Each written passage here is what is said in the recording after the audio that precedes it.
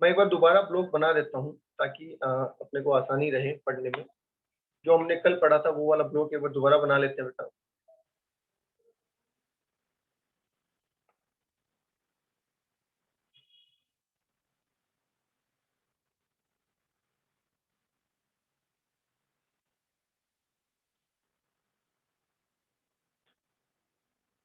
Okay, हमने क्या पढ़ा था बेटा? हमने कहा था कि सबसे पहले आप लिखते हैं ओपनिंग WDV, ठीक है। उसमें आप ऐड करते हैं एडिशन जो आपने ड्यूरिंग द ईयर किया है,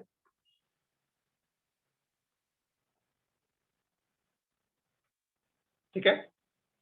और उसमें से आप लेस कर देते हैं सोल्ड जो आपने ड्यूरिंग द ईयर किया है, राइट।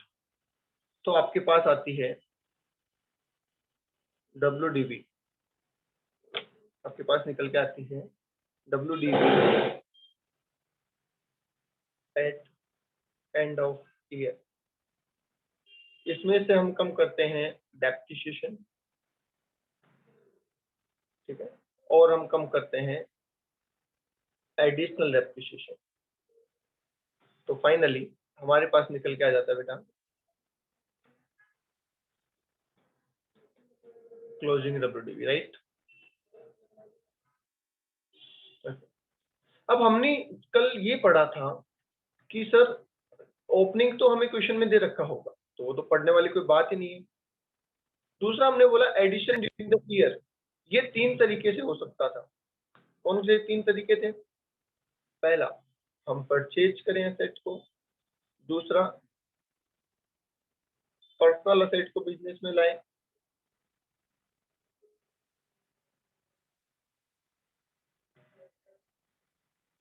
और तीसरा, असेट जो साइंटिफिक रिसर्च में यूज आई है, asset use in scientific research, उसको लेके आए। ओके, इसमें से परचेज वाला पॉइंट तो हम पढ़ चुके थे कि परचेज के अंदर हम एक्चुअल कॉस्ट लेते हैं अकॉर्डिंग टू सेक्शन 43(1), जिसके अंदर हम परचेज प्राइस और सारे कॉस्ट जोड़ देते हैं। अभी हम बात कर रहे हैं बेटा कि पर्सनल असेट को अगर हम बिजनेस में लेके आएंगे तो ब्लॉक में तो जोड़ेंगे, डेफिनेट सी बात है, पर किस वैल्यू पे जोड़ेंगे ब्लॉक में, ये हमें पता करना है। तो उसके लिए है एक्सप्लेनेशन 5(2) सेक्शन 43(1). ये जो सेक्शन 43(1) बनाया गया है, इसके बहुत सारे एक्सप्लेनेशन बनाए गए हैं, मतलब बहुत चीजों को अलग अलग तरीके से समझाया गया है। वहां पे जो 5 नंबर पे एक्सप्लेनेशन दे रखा है बेटा, 5 नंबर पे, उसमें इस पॉइंट को डिस्कस किया गया है। तो अकॉर्डिंग टू दैट हम चल रहे हैं। यहाँ पे क्या बोला गया कि अगर आपने पर्सनल असेट को बिजनेस में इस्तेमाल करना शुरू किया है तो आप क्या करेंगे, उस पर्सनल असेट की पहले एक्चुअल कॉस्ट लिखेंगे। क्या करेंगे? उस पर्सनल असेट की पहले एक्चुअल कॉस्ट लिखेंगे और इस एक्चुअल कॉस्ट में से नोशनल डेप्रिसिएशन कम करेंगे। नोशनल डेप्रिसिएशन समझते हैं क्या? ये वर्ड सुना हुआ है आपने? बताइए।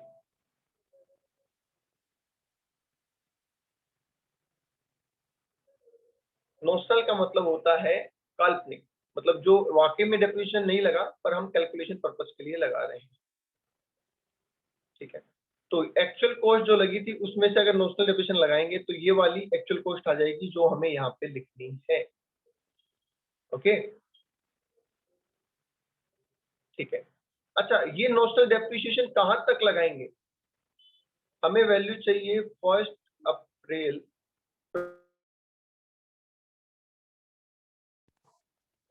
ठीक है। हमें वैल्यू कब की चाहिए बेटा? क्या हमें वैल्यू 1 अप्रैल 20 की चाहिए? क्योंकि हमारा जो हम जो ईयर पढ़ रहे हैं वो 2021 पढ़ रहे हैं। क्या हम प्रीवियस ईयर 2021 पढ़ रहे हैं बेटा? क्या हम प्रीवियस ईयर 2021 पढ़ रहे हैं? यस। तो 2021 की स्टार्टिंग कहाँ से होगी? 1 अप्रैल से। तो इसका मतलब क्या मुझे ये डेप्रिसिएशन 31 मार्च 20 तक का लगाना है? क्योंकि करंट ईयर का तो मैं करंट ईयर में लगा लूंगा, करंट ईयर का तो मैं ब्लॉक में लगा लूंगा ना मेरे।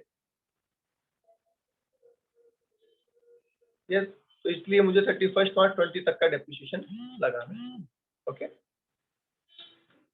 और ये जो कंसेप्ट है ये बड़ा इंपॉर्टेंट पॉइंट है कि ये कंसेप्ट सिर्फ बिल्डिंग पे एप्लीकेबल होता है। This concept is applicable only on building.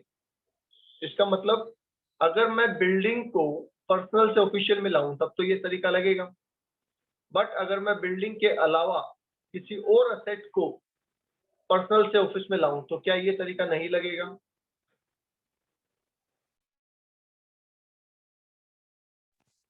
बोलिए, क्या ये तरीका नहीं लगेगा?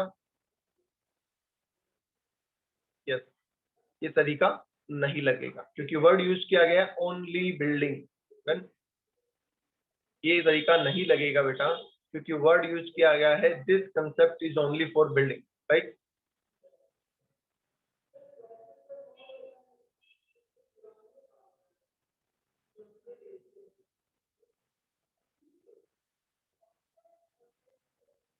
ठीक है, अब आइए आगे। अच्छा, तो फिर अदर असेट हुई तो क्या करें? मान लीजिए कार हुई तो क्या करें? तो जो एक्चुअल कॉस्ट थी उसी कॉस्ट पे कार को आप बिजनेस में लेके आ जाओ, बस इतना खत्म। बोलिए आगे बेटा, बात समझ में? किसी को कोई डाउट है इसमें?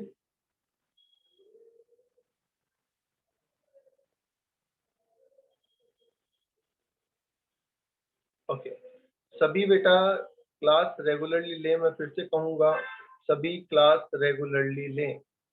बहुत से बच्चे मैं ऐसे देख रहा हूँ जो इनकंसिस्टेंटली क्लास ले रहे हैं। ठीक है, इनकंसिस्टेंटली क्लास लेने से कोई फायदा नहीं होने वाला बेटा। हमें कोई दिक्कत नहीं है, पर हम चाहते हैं कि आपका नुकसान ना हो। That's why we are saying.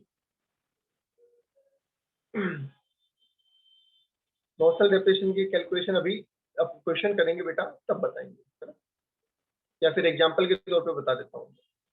मान लीजिए एक असेट मैंने परचेज की 1 अप्रैल 2018 को। ठीक है, 1 अप्रैल 18 को मैंने एक असेट परचेज की। कितने रुपए में? 20 लाख रुपए में एक बिल्डिंग परचेज की।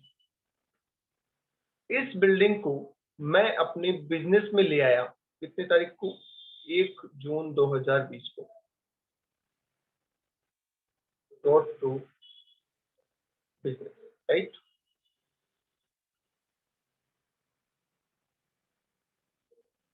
अब देखिए, 1/4/18 को मैंने 20 लाख में बिल्डिंग परचेज की, 1/6/20 को मैं उसको बिजनेस में ले आया।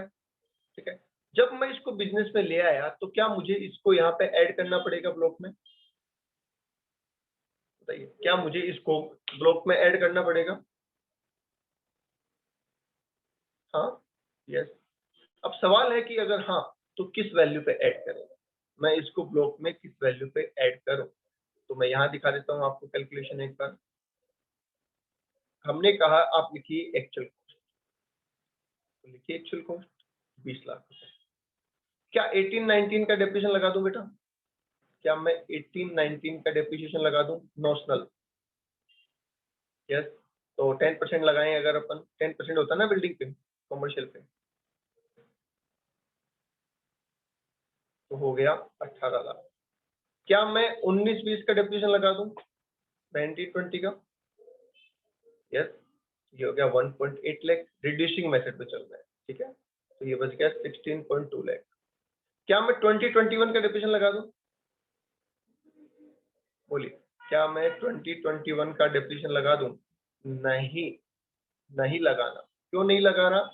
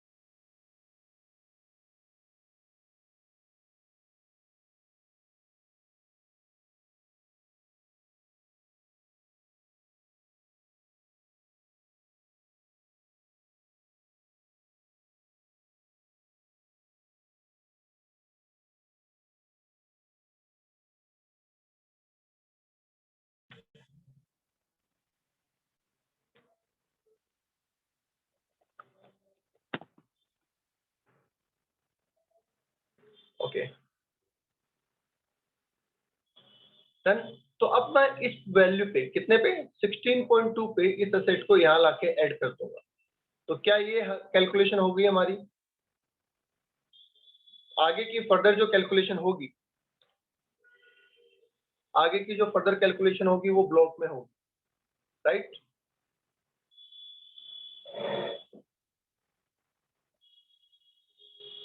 ओके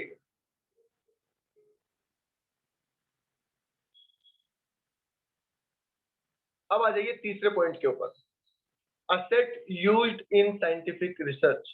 उस असेट को बिजनेस में लेके आना जो पहले किस में यूज आ रही थी, साइंटिफिक रिसर्च में। और इसका सीधा सीधा जवाब लिख लो, किस वैल्यू पे लेके आना है? 0 पे, वैल्यू 0। इसका मतलब असेट तो ऐड होगी ब्लॉक में पर वैल्यू उसकी 0 रहेगी। असेट तो ऐड होगी पर वैल्यू 0 रहेगी, राइट?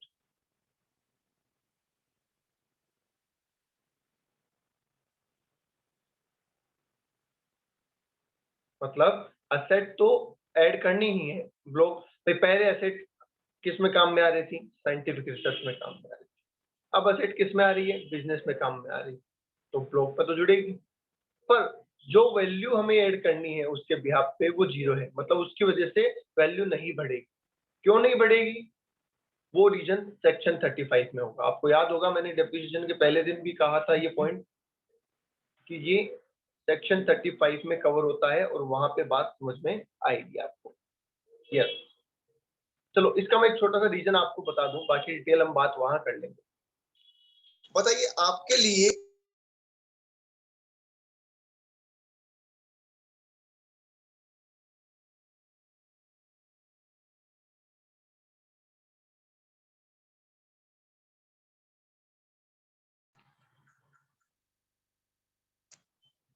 हाँ जी, क्या एक एक्सपेंसेस की आप 2 बार डिडक्शन ले सकते हैं क्या? ये बताओ। आपने कोई एक्सपेंसेस किया, पहले आपने कहीं और डिडक्ट करवा लिया, फिर आपने कहीं और डिडक्ट करवा लिया, कैसा कर सकते हैं? नहीं। तो साइंटिफिक रिसर्च में हम जो असेट काम में लेते हैं ना बेटा, उसकी 100% डिडक्शन, 100% डिडक्शन हमें सेक्शन 35 में मिल जाती है। जो असेट हम साइंटिफिक रिसर्च में काम में लेते हैं उसकी 100% डिडक्शन हमें सेक्शन 35 में मिल जाती है। तो फिर सवाल ये आता है कि अब डिडक्शन तो मिल गई, 5 लाख की गाड़ी लेके आए, 5 लाख की डिडक्शन तो हमने 35 में ले ली। अब उसी कार को जब हम बिजनेस में इस्तेमाल में लेना शुरू करते हैं तो क्या अब भी हम उस पर डेप्रिसिएशन लगाएं?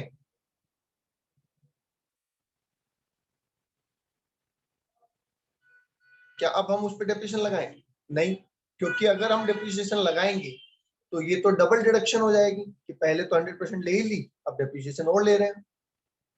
दैट्स वाई उसकी वैल्यू हम 0 ले रहे हैं। ओके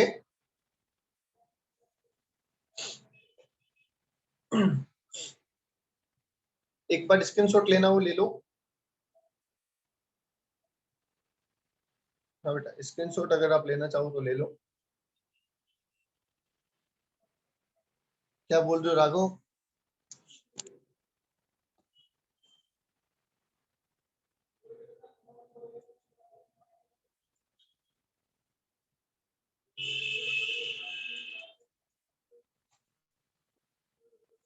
नोट कर लिया तो बहुत अच्छी बात है।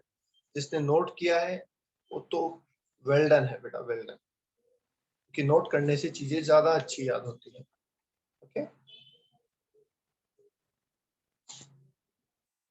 अब सुनिए आगे। नोट ही किया, वेरी गुड बेटा, वेरी गुड। अब सुनिए आगे बेटा।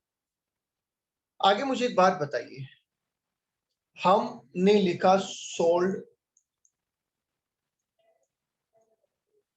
During the year. हमने लिखा सोल्ड ड्यूरिंग द ईयर, ठीक है? ओके तो मुझे एक बात बताइए, क्या सोल्ड में हम सिर्फ सोल्ड को ही लेंगे या ऐसा कोई भी तरीका जिससे हमारे पास पैसा आ रहा हो असेट के बदले में, वो सारे तरीके लेंगे? बताइए क्या लगता है आपको? एक सोचने वाली बात है। मैं सोल्ड के नाम पे सिर्फ सेल को ही लूंगा या फिर मैं और भी तरीके लूंगा? कैसे, मैं बता देता हूं। आपने बेटा असेट सोल्ड की, आपने असेट सोल्ड की, क्या आपके पास पैसा आया? यस। क्या आपकी असेट अगर डैमेज हो गई और आपके पास इंश्योरेंस क्लेम आया, तो भी क्या आप इसको लेस करेंगे?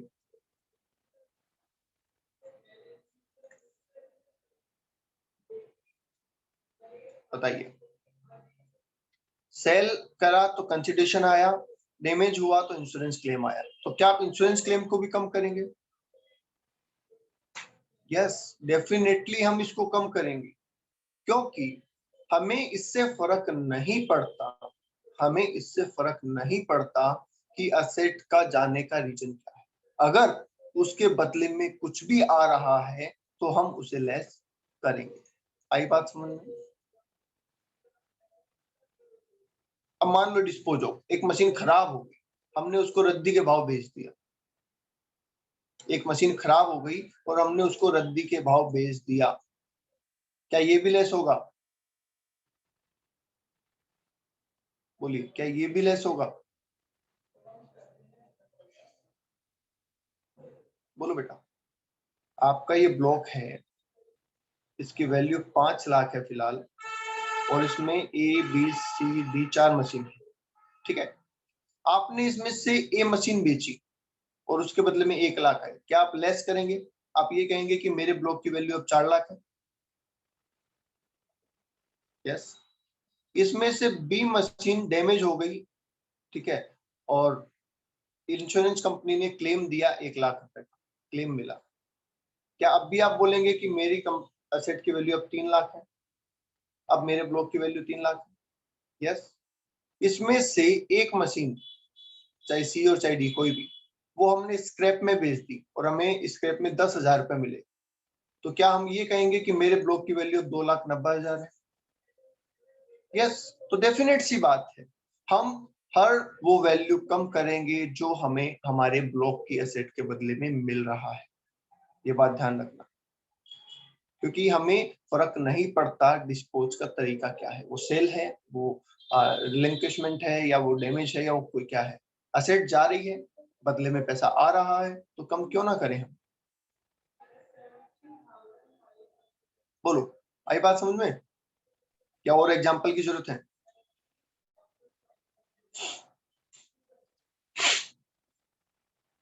बोलो बेटा, बात समझ में आई या और कोई एग्जांपल की जरूरत है?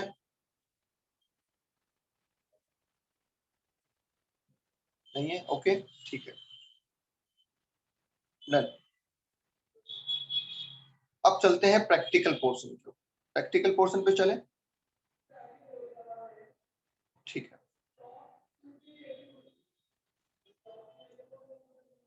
तो बेटा ओपनिंग दे रखा है, ठीक है, ये बातें बार बार लिखनी पड़ेगी, कोई सॉल्यूशन नहीं।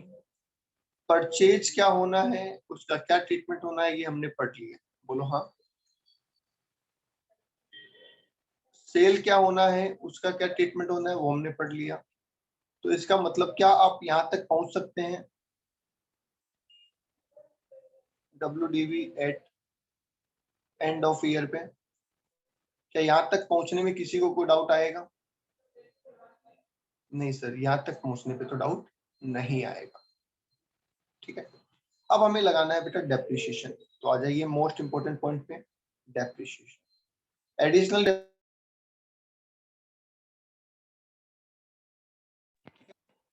एडिशनल डेप्रिसिएशन की बात बेटा बाद में करें।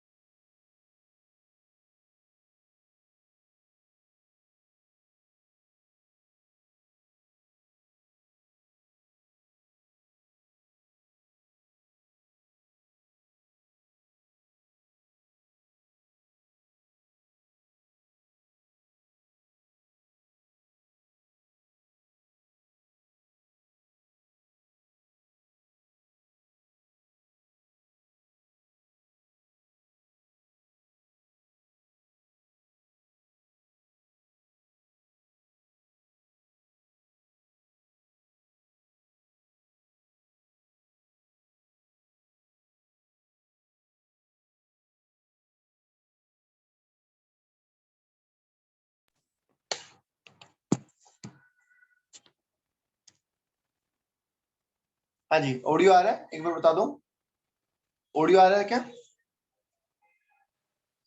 ओके, तो अब सुनिए, अब आई डेप्रिसिएशन की बात। आपने अकाउंट्स में डेप्रिसिएशन पढ़ा था, क्या आप मंथली बेसिस पे डेप्रिसिएशन लगाते हैं अकाउंट्स में? क्या आप अकाउंट्स में मंथली बेसिस पे लगाते हैं? यस। अगर कोई एसेट 4 महीने यूज आई है तो क्या 4 महीने का डेप्रिसिएशन लगाएंगे? अगर कोई एसेट 4 महीने 15 दिन यूज आई है तो क्या आप 4 महीने 15 दिन का डेप्रिसिएशन लगाएंगे? यस। पर इनकम टैक्स में ऐसा नहीं है, इनकम टैक्स में ऐसा बिल्कुल नहीं है बेटा। सुन लो क्या है वो। अगर कोई एसेट 180 डेज और मोर यूज में आई है, अगर कोई एसेट 180 डेज और मोर यूज में आई है तो उस पर फुल डेप्रिसिएशन लगेगा। अब ये मैटर नहीं करता कि वो 180 है या 360 है या 365, 180 या उससे ज्यादा होते ही फुल डेप्रिसिएशन लगाना है। आई बात समझ? तो दूसरी तरफ हम क्या कहें कि अगर लेस देन 180 हुआ तो हाफ डेप्रिसिएशन लगाना है। उसमें भी ये मैटर नहीं करेगा, उसमें भी ये मैटर नहीं करेगा कि एक दिन यूज आई है या 179 आई है। बोलिए, बात समझ में आई? अभी तक इतनी बात समझ में आ गई कि इनकम टैक्स में जो डेप्रिसिएशन लगता है वो दो ही तरीके से लगता है, या तो फुल या हाफ। ओके, ठीक है। अब दूसरे पॉइंट पे आता हूं मैं, इनकी एक एक डिटेल में जा रहा हूं, आप समझते जाइए और मुझे बताते जाइए। अब आपको बोला गया कि असेट परचेज जिस दिन होती है, क्या जरूरी है उसी दिन वो पुट टू यूज हो जाए? बताइए, जिस दिन असेट परचेज होती है बेटा, क्या जरूरी है उसी दिन पुट टू यूज हो जाए? नो। मतलब ये दोनों डेट अलग अलग हो सकती है, राइट? मान लीजिए मैंने एसेट 1 जून 2020 को परचेज करी और 17 अगस्त 2020 को पुट टू यूज करी, तो आप जो डेज काउंट करेंगे वो यहां से करेंगे या यहां से करेंगे? आप जो यूज करने वाले डेज काउंट करेंगे वो यहां से करेंगे? यस, डेफिनेटली यहां से करेंगे। आगे आते हैं। बिल्कुल ठीक है, बिल्कुल ठीक है बेटा, यहां से करेंगे पुट टू यूज। अच्छा, अगर पुट टू यूज दे ही नहीं रखा होता, सिर्फ डेट ऑफ परचेज होती, तो क्या करते? अगर पुट टू यूज नहीं दे रखा होता, सिर्फ डेट ऑफ परचेज होती, तो क्या करते हैं? Then date of purchase is also date of put to use, right? Okay, चलिए, तो ये 17 अगस्त से असेट काम में आने लग गए। अब देखो और डीप बात, ये सब टेक्निकल बातें, मैं टाइम लूंगा, इसमें कोई जल्दी नहीं करने की जरूरत है, आराम से करो। अब मुझे एक बात बताओ बेटा, कि हम एक्चुअल यूज देख रहे हैं या रेडी टू यूज देख रहे हैं? हम एक्चुअल यूज देखते हैं या, सॉरी, दो वर्ड मैं लिख रहा हूं, चलो मैं लिख देता हूं, एक्चुअल यूज और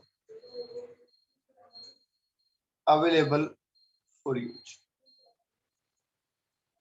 आप जब ये 180 डेज निकाल रहे होंगे तो आप क्या देखेंगे? एक्चुअल यूज देखेंगे या अवेलेबल फॉर यूज देखेंगे?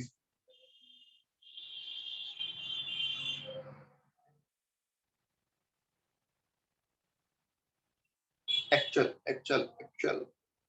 इस पे एक क्वेश्चन आया हुआ है सीएमए इंटर के अंदर, इसलिए मैं आपसे पूछ रहा हूं। कैसे? सुनो, मुझे एक बात बताओ, आपने अपने ऑफिस में एक फैन लगवाया, ठीक है, आपने ऑफिस में एक फैन लगवाया, कितनी तारीख को लगाया? मान लीजिए 17 अगस्त को, मान लीजिए, यही मान लीजिए आपने 17 अगस्त को लगाया। आपने उसी दिन उसको चला भी लिया और काम में भी लेने लग गए। क्या नवंबर में या दिसंबर में वो फैन बंद रहेगा? यस। तो नवंबर टू फेब वो फैन बंद था, नवंबर, दिसंबर, जनवरी, फरवरी, यहां तक 4 महीने फैन बंद रहा सर्दी की वजह से। मार्च में फिर चला। तो मेरा सवाल ये है कि 180 डेज जब आप काउंट करेंगे तो क्या आप नवंबर, दिसंबर और जनवरी, फरवरी को इंक्लूड करेंगे या नहीं? क्योंकि एक्चुअल यूज तो नहीं हुआ है, अवेलेबल फॉर यूज था, वो चीज अवेलेबल थी बट एक्चुअल में यूज नहीं हुई है।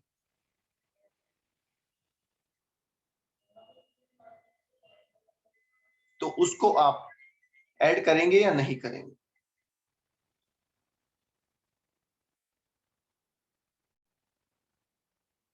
बोलो बेटा, फटाफट बोलो। राघव कह रहे हैं करेंगे, दीपक कह रहे हैं करेंगे, और प्रियंका भी कह रहे हैं। तो अभी तो आप कह रहे थे कि सर एक्चुअल लेंगे, एक्चुअल में तो नहीं हुआ ना वो यूज, एक्चुअल यूज तो नहीं हुआ ना।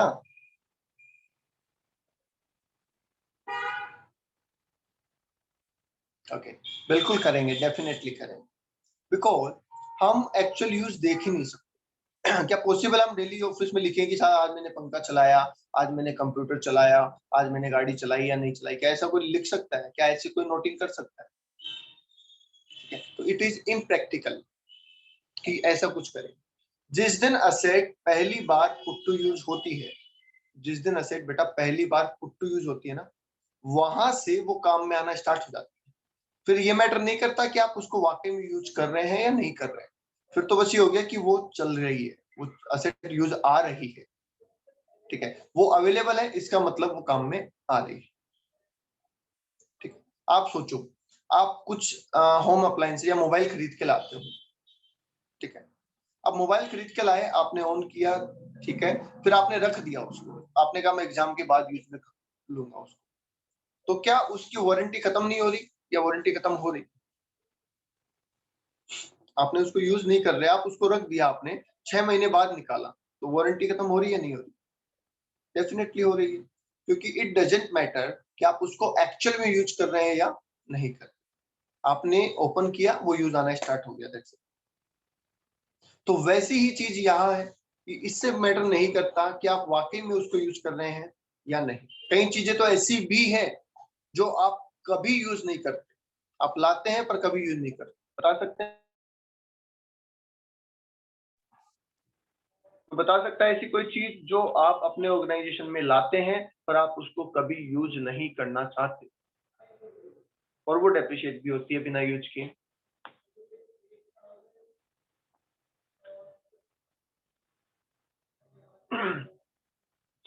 बोलिए, ऐसी कोई एसेट है जो आप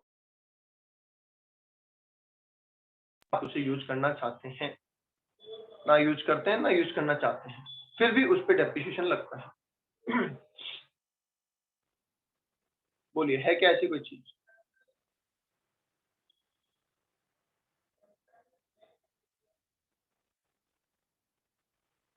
यस, फायर एक्सटिंग्विशर, नाम दे सुना है? फायर एक्सटिंग्विशर देखा है आपने? आग बुझाने का यंत्र हर ऑर्गेनाइजेशन में लगाना जरूरी है, पर कोई ऑर्गेनाइजेशन चाहता है कि उसको काम में लेना? बताइए, कोई चाहता है ऑर्गेनाइजेशन? नहीं, फिर भी वो डेप्रिशिएट होता है, काम में नहीं लिया फिर भी वो डेप्रिशिएट होता है। क्यों? क्योंकि उसका वहां पे लगा होना ही उसका काम है। बोलो हाँ या ना? क्या उसका दीवार पे लगा होना रखा होना ही उसका काम है? क्योंकि वो तो इमरजेंसी से निकलने की चीज है, तो वो उसका लगा होना ही उसका काम है। तो जैसे आपने लाके लगाया, वो पुट टू यूज हो गया, अब वो चाहे चले ना चले वो डेप्रिशिएट होगा। तो सिमिलरली आप असेट लाए, एक बार उसको पुट टू यूज किया, फिर वो बस काम आए जा रही है, फिर उस पर कोई फर्क नहीं पड़ता है। आई बात समझ में? तो ये 180 डेज जब आप काउंट करेंगे तो ये आपको ध्यान रखना है। एक अच्छा, एग्जाम में क्या क्वेश्चन आया था वो मैं बता देता हूँ। एग्जाम में क्वेश्चन आया था कि एक पर्सन ने गाड़ी परचेज की और वो बंदा दिल्ली में रहता है और दिल्ली में सिस्टम लगा हुआ है ओडी1, तो उसकी गाड़ी आधे दिन तो चलती है और आधे दिन नहीं चलती। तो बताओ डेप्रिसिएशन फुल लगेगा या हाफ? मतलब एक दिन चलती है एक दिन नहीं चलती है, तो डेप्रिसिएशन फुल लगेगा या हाफ? तो आंसर आया फुल, क्योंकि इट डजेंट मैटर, जिस दिन आपने यूज किया वहां से लेके 31 मार्च तक वो यूज आ ही रहा है, हम ये लेके चले, वाकई में यूज से कोई फर्क नहीं पड़ता। बोलो बेटा, बात समझ में आई? Gap between the purchase and put to use, नहीं, हाँ, परचेज और पुट टू यूज के बीच का जो टाइम पूछ रहे हैं राघव, वो यूज में नहीं आएगा बेटा, क्योंकि उसमें अवेलेबल टू यूज भी नहीं था वो। आप उसको इंस्टॉल करते हैं, आपने पंखा लाया, देखो मैं आपको एक चीज और बता देता हूँ, ठीक है। आप एक पंखा लेके आए, फैन लेके आए, सीलिंग फैन, ठीक है। क्या सीलिंग फैन ऐसा ही आता है जैसा हमारे लगा हुआ रहता है? क्या सीलिंग फैन ऐसा आता है जैसा हमारे यहाँ पे लगा हुआ रहता है? नो, ऐसा नहीं आता बेटा। उसकी मोटर अलग आती है और उसके जो पंख होते हैं वो अलग आते हैं, राइट। आप इसको लेके आए, क्या ये अवेलेबल टू यूज है? आप इसको लेके आए, ये बंडल पैक पड़ा है, क्या ये अवेलेबल टू यूज है? नो। फिर आपने इसको इंस्टॉल करवाया और चला के देखा, ये चल रहा था, टेस्ट किया, ये चल रहा है, क्या अब ये अवेलेबल टू यूज है? तो 1 अप्रैल 2020 को लाए, 1 मई 2020 को चला के देखा, और उसके बाद में कुछ देखने की जरूरत नहीं है, 31 मार्च 21 तक ये चल ही रहा है, यही हम माने। तो क्या ये हमारा पुट टू यूज ये वाला रहेगा, मतलब यूज का जो पीरियड है वो यहाँ से यहाँ तक लेगा? ये वाला पीरियड नहीं लेना है, क्योंकि ये अवेलेबल फॉर यूज नहीं, राइट। तो इसका मतलब अगर 180 दिन या उससे ज्यादा काम आया है तो full, otherwise half, that's it.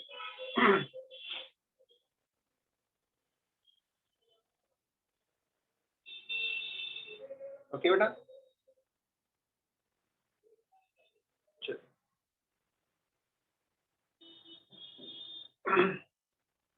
अब एक और सवाल जो कि सबसे इंपॉर्टेंट है, टाइम है अपने पास, कर लेते हैं। मोस्ट मोस्ट मोस्ट इंपॉर्टेंट चीज करवाने जा रहा हूं, ध्यान से सुन लें। आपके पास 2 मशीन ऑलरेडी पड़ी है, ए एंड बी, जिनकी वैल्यू है 6 लाख, ठीक है। प्रैक्टिकल एस्पेक्ट करा रहा हूं और मोस्ट इंपॉर्टेंट है, इसको ध्यान से सुन लेना, ठीक है। आपके पास स्टार्टिंग में 2 मशीन पड़ी है, ए एंड बी, और जिनकी वैल्यू कितनी है बेटा? 6 लाख। आपने एक नई एसेट और परचेज करी, सी, और उसकी वैल्यू है 2 लाख, ठीक है। अब आपने ए को बेच दिया 4 लाख रुपए में, ठीक है। तो 6 का था, 2 और आया 8, 4 चला गया, बचा कितना? 4 लाख के एसेट बचा। सबसे पहला सवाल मेरा ये है कि ए को बेचने पे हमें फायदा हुआ या नुकसान हुआ? ए को बेचने पे हमें फायदा हुआ या नुकसान हुआ?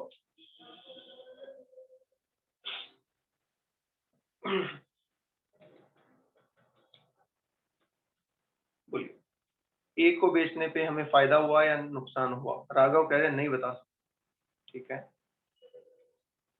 और बोलिए, बता ही नहीं सकते, प्राची कह रहे हैं, ठीक है। और बोलिए,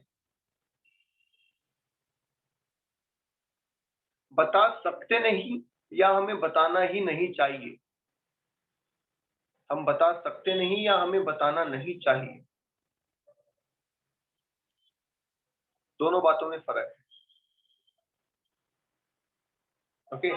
चलो मैं एग्जांपल चेंज करता हूं, ठीक है। ए नहीं बेची, सी बेची 4 लाख में। अब बताओ, हम कहते हैं ए और बी ओपनिंग पड़े थे, सी खरीदा और सी बेच दिया 4 लाख। अब बताओ नफा नुकसान।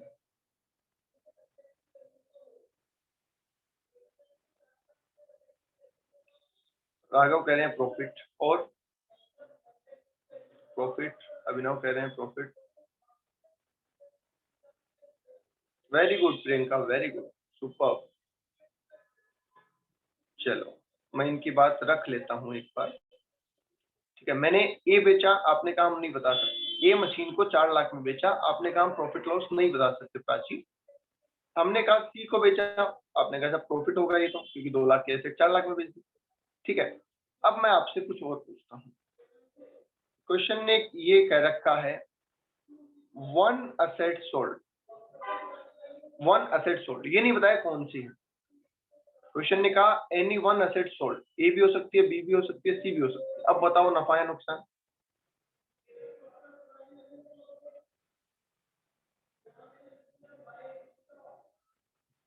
अब बोलो नफा या नुकसान।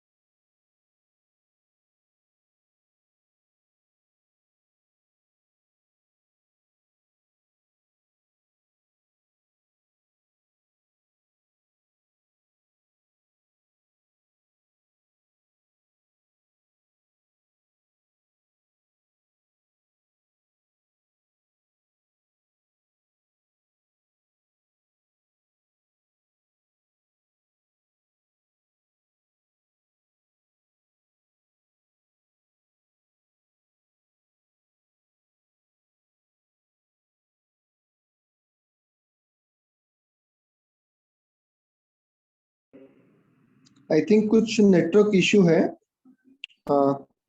आई थिंक कुछ नेटवर्क इश्यू है बेटा। ओके, चलो अपन ऐसे ही डिस्कस कर लेते हैं एक बार। हमने बात की कि आप कह रहे हैं सब ए बेचेंगे तो पता नहीं, बी बेचेंगे तो पता नहीं, सी बेचेंगे तो प्रॉफिट हुआ है, और अगर ये लिख दिया कि कोई भी एक एसेट बेचे तो हमें तो नहीं पता। क्या आप बता सकते हैं, अगर मैं लिखूं एनी वन एसेट, तो क्या आप प्रॉफिट या लॉस बता सकते हैं?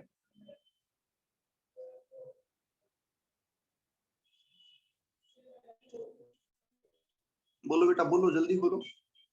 अगर मैं लिखूं any one asset sold out of block for ₹4 lakh, तो क्या आप प्रॉफिट बता सकते हैं?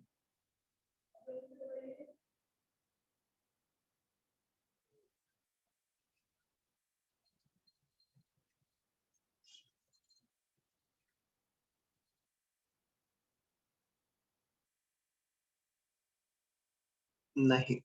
अब सुन, अगर आपने इन तीनों सिचुएशन में अलग अलग आंसर बताया तो इसका मतलब आपका आंसर गलत है।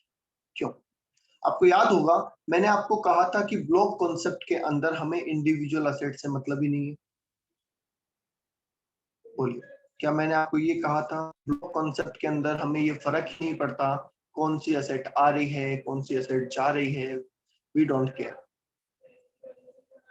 ठीक है, और जब आपको ये फर्क नहीं पड़ता कि कौन सी असेट आ रही है जा रही है, तो फिर असेट का नाम बदलने के साथ आपका आंसर चेंज क्यों हो रहा है? ए बोलने पे आप कहते हैं हम बता नहीं सकते, सी में आप कहते हैं प्रॉफिट है, क्यों? अगर आप ये कह रहे हैं तो क्या आप इंडिविजुअल असेट को ध्यान में रख रहे हैं?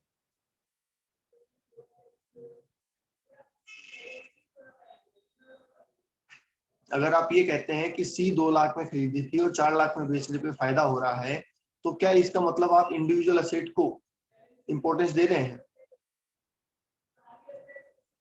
यस, जो कि नहीं देनी चाहिए, वो तो नहीं देनी चाहिए ना।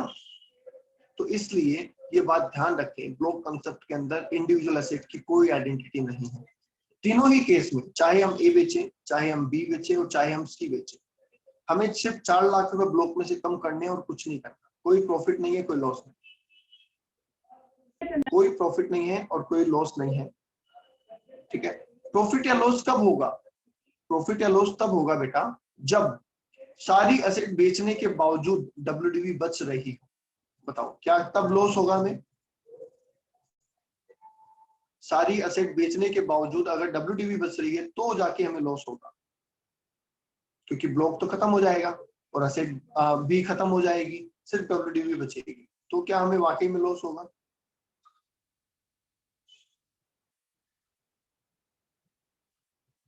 यस, और इसका रिवर्स ले लेते हैं, WDV सारी खत्म हो गई और एसेट बच गई, तो क्या हमें प्रॉफिट होगा? WDV सारी खत्म हो गई और एसेट बच गई तो क्या प्रॉफिट होगा? यस, तो प्रॉफिट और लॉस ब्लॉक के केस में बेटा तभी होगा जब या तो सारी एसेट बिके या सारी एसेट बिकने के बाद एसेट बचे।